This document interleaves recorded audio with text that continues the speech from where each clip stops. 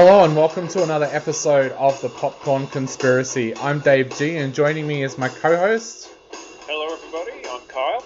And today we're taking a look at one of the films that has been getting a lot of award attention over the last couple of months.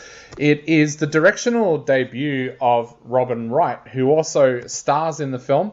It is called Land, and basically it centers around this woman called Edie Holzer, played by Robin Wright, who, after a traumatic experience in her life, decides that she wants to go off the grid.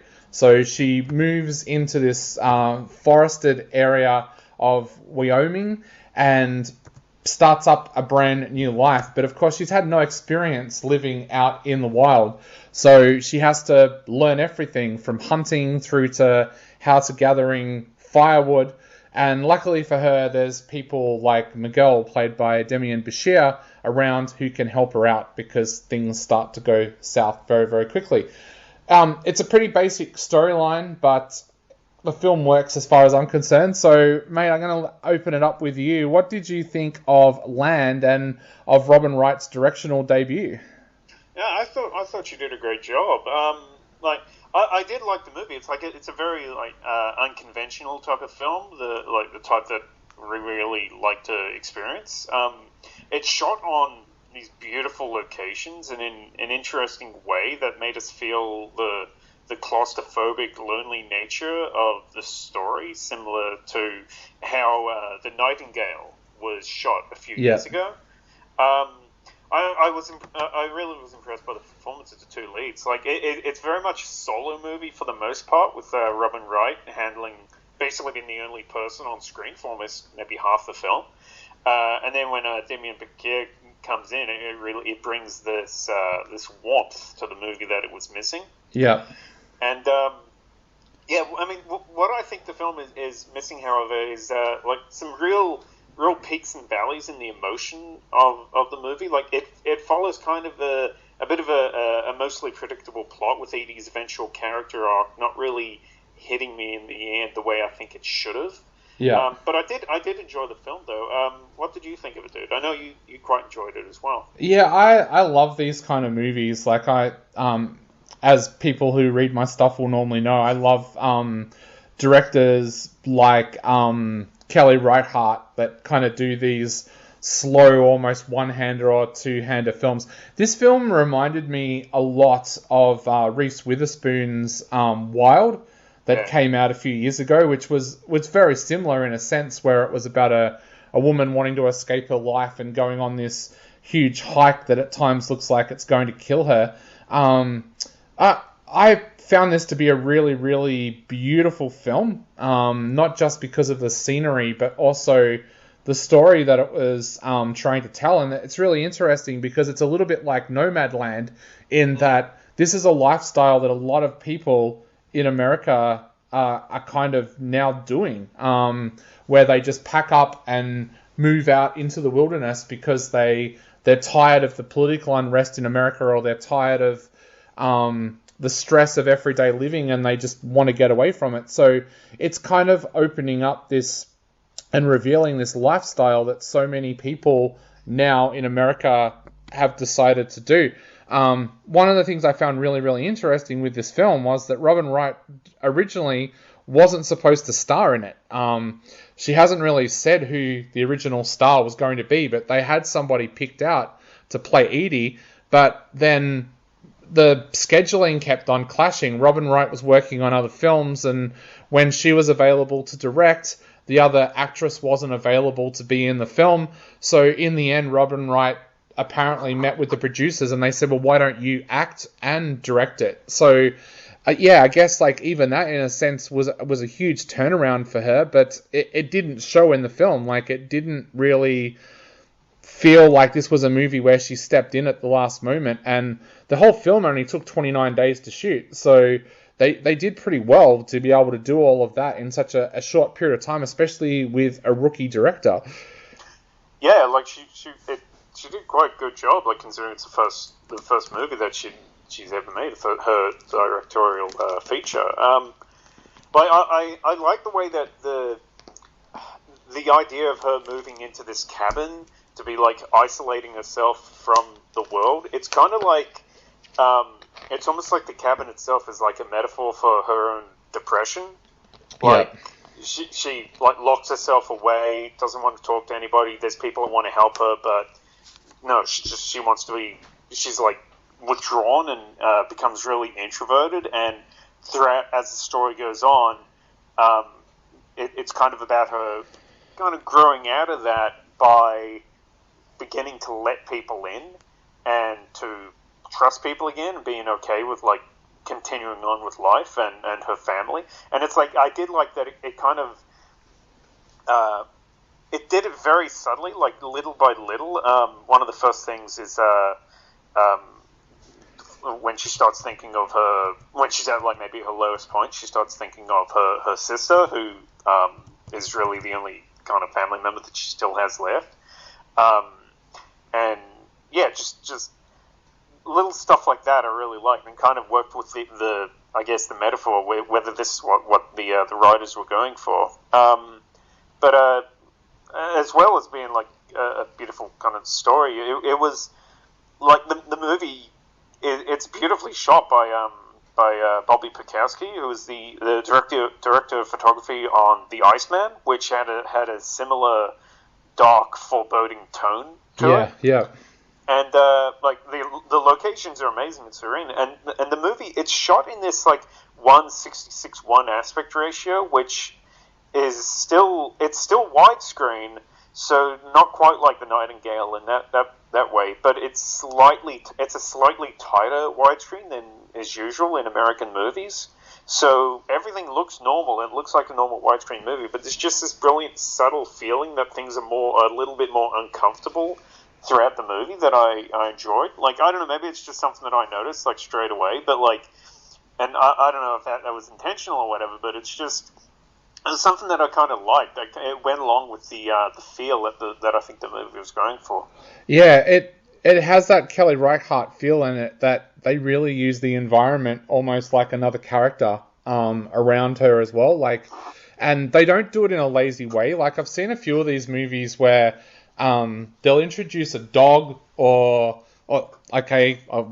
people will guess what film I'm referring to here, a volleyball, as a thing for the person to talk to, because the screenwriter hasn't been intelligent enough to know how to work with the director in a way that they don't have to have things verbalized. And there's lots of scenes in this where you can just hear the wind and the snow outside, and the director and the cinematographer get these great shots of like the wilderness in this cold snap, and they don't need to have Robin Wright sitting there talking to a dog going, "Oh, it's really cold tonight," or anything like that. You can pick up on everything without any words being spoken. And there's a moment in here where like there's the potential that she's going to get attacked by a bear, and they just shoot it in a really natural way. There's none of that like dramatic Hollywood music that like is telling the audience, in case they haven't already worked it out, she's in danger here.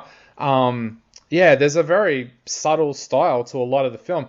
Even when Demian Bashir's character comes into it, because he's almost a bit of a loner as well, there's not a hell of a lot of dialogue between the two. Like, there are conversations, but there's also a lot of conversations where it's kind of just like one-word answers and stuff like that. And I think I really liked that, just because I've seen a few films recently where directors and screenwriters have got very lazy with the way that they've kind of tried to get those scenes to work, and it feels like they're treating the audience like they're kind of an idiot. So I've kind of been glad of movies like Nomadland, Land, and First Cow for going back to that style, where it's like, no, just show it, don't tell it, just show it.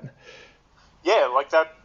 That's exactly right. Like, this being her Robin Wright's directorial debut, like, she's like both behind and in front of the camera. She does a great job in that. Like, I thought particularly in the first half when of the film, when her character was really at her lowest, like there's like throughout the part of the film where she's really haunted by her loneliness, and she's seeing flashes of a previous life and hallucinations, like brought on by her isolation. Yep. And as you say, there's not really any dialogue. It shows you this. You know, you don't have to have her say, "Oh, I'm lonely." You know, it's yeah, like I almost wish that the movie would have featured more of this a bit later in the film as she's healing and learning to let people in. Maybe like later in the movie, the whole the hallucination and the flashback elements kind of dropped, which is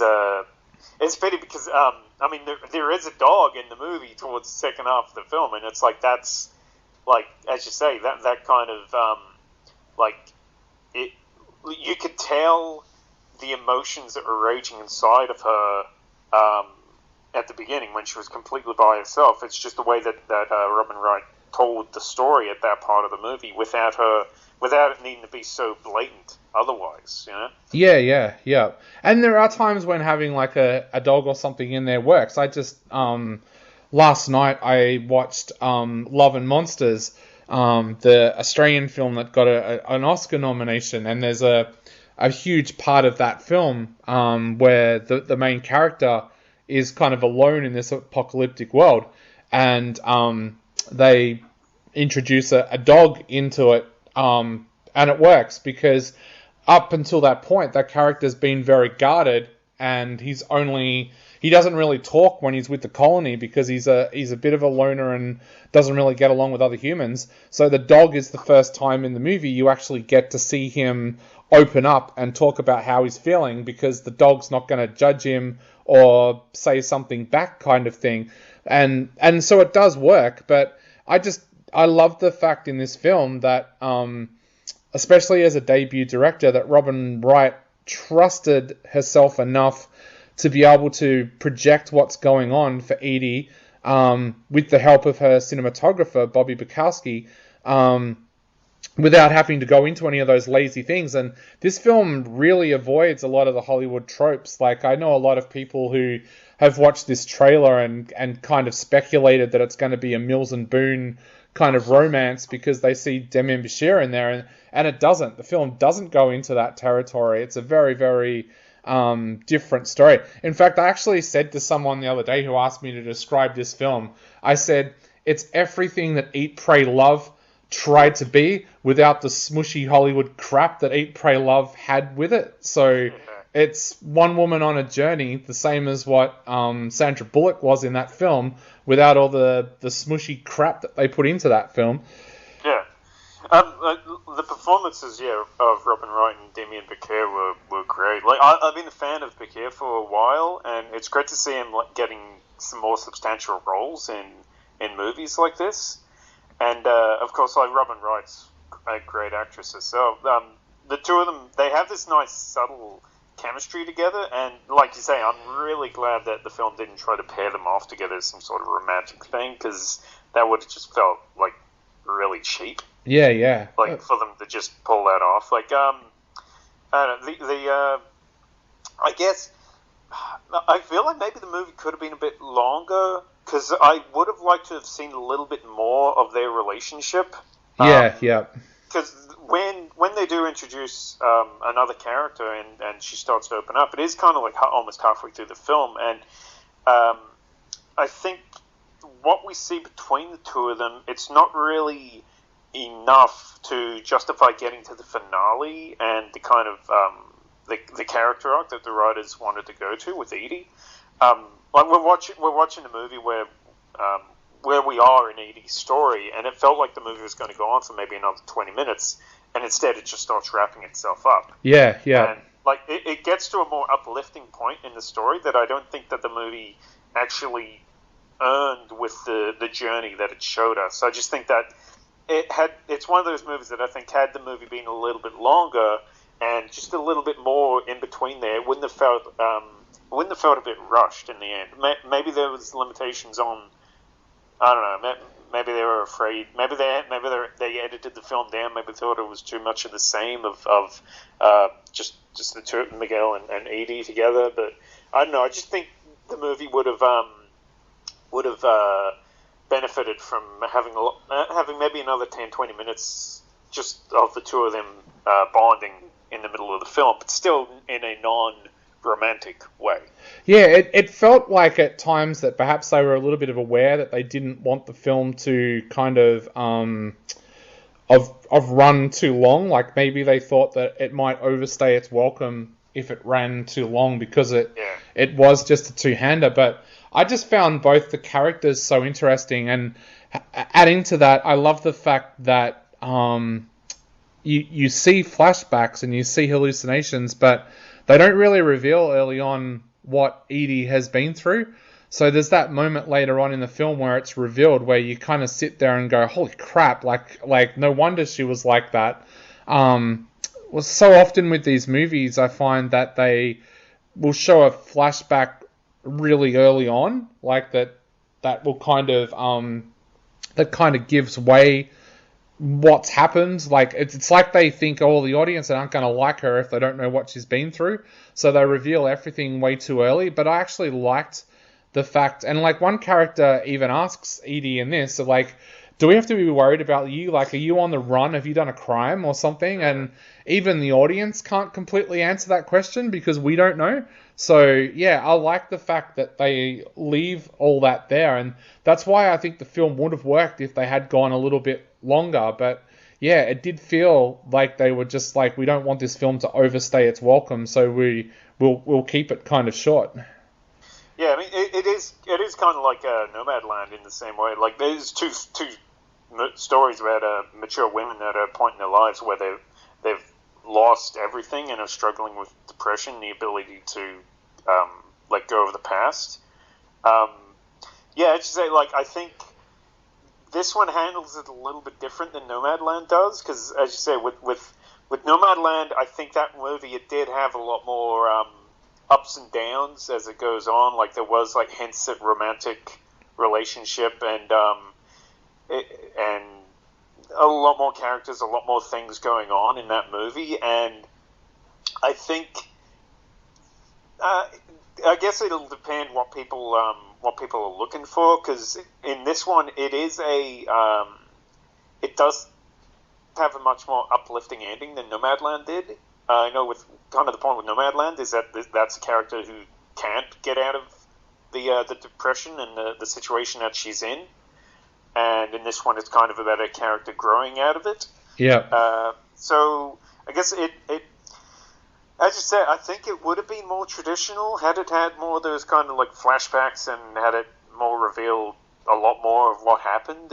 We kind of find out what happened right at the end of this film, and even then, it's kind of like, wait, like you don't know. It's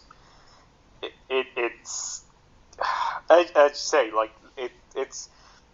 You see parts of her life and like happiness in a previous life, and then you don't really see much of her heartbreak as like what exactly it is that happened to her and what it is that kind of destroyed her life. Yeah. And I guess I did kind of like that because it fit with the that this is it was trying to be a very different type of movie than Nomadland was. Yeah, I guess. To wrap up, what are you going to give this one out of 5 and why? I'm going to give this 3.5 out of 5. Like I said, I really did enjoy the. I really thought the movie. It was a beautiful movie. Looked beautiful. The story was a beautiful story, and I think it was really a great feature debut from Robin Wright, and it's really held up nicely by the two very strong performances of its two leads. Yeah, I'm going to give this one 4 out of 5. I did really, really enjoy this film. I'm kind of excited now to see where Robin Wright goes as a director. Like, is she going to follow that Kelly Reichardt kind of way of doing things where this is the style that she's going to do? Because quite often we see directors change. Like, they'll come out and kind of make an indie film like this, and then then as their films go on, they begin to change and become more commercial. Whereas with Kelly Reichardt, her first movie was like was in that style, and the first film that kind of made her a success was Wendy and Lucy, and she's still making movies that's in that style. She's never changed, and I really hope Robin Wright doesn't change. Like, I know that there's that link that, and this is one of the things I'm really worried about. I know there's that link there with her with Wonder Woman, and because this film did so well, I'm kind of wondering, like Lan got great feedback. Is someone going to turn around and go, oh, you should direct the new Wonder Woman film, like, because of that link kind of thing? And I'm hoping that they don't, because I'd love to see her kind of stay in this style and keep doing films like this. So that's it for us talking about Land. Kyle gave it 3.5. I gave it 4 stars. Go along, check it out, see what you think. But it's 3.5 from Kyle, 4 from me. And that's it for this episode of The Popcorn Conspiracy. I've been Dave G. And I've been Kyle. And we'll be back soon with another episode of The Popcorn Conspiracy.